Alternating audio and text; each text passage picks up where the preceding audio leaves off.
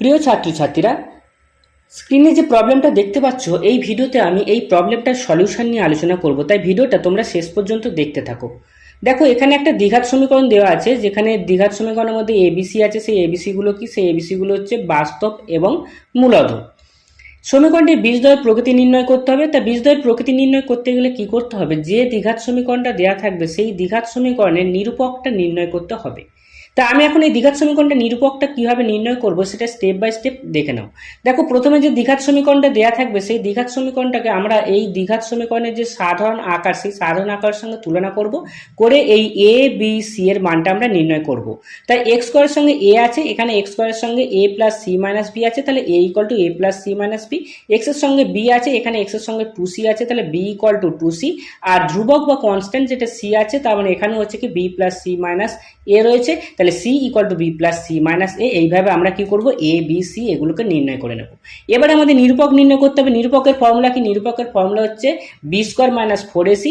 এবার এখানে B A C এদের মানটা আমরা বসিয়ে দেবো। দেওয়ার পরে এটাকে আমরা ক্যালকুলেশন করব, সেটাকে আমি সহজ করে নিলাম একটু তাড়াতাড়ি সময়টা সেভ করার জন্য।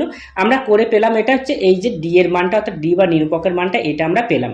এবারে এখন দেখবো যে এই যে ডি এর মানটা পেলাম, সেটা তিনটে কন্ডিশন হচ্ছে কিনা।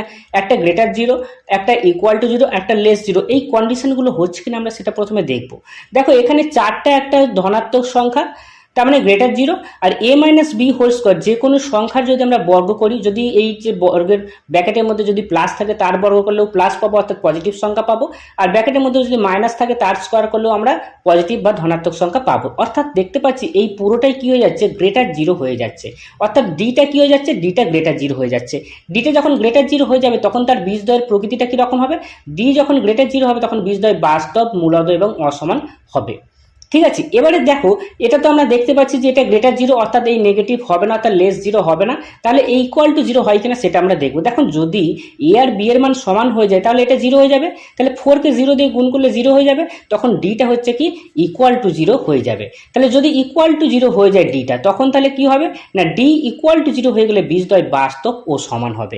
এইভাবে কি করতে হবে? যে কোনো সমীকরণের বীজদ্বয়ের প্রকৃতিটাকে নির্ণয় করতে হবে।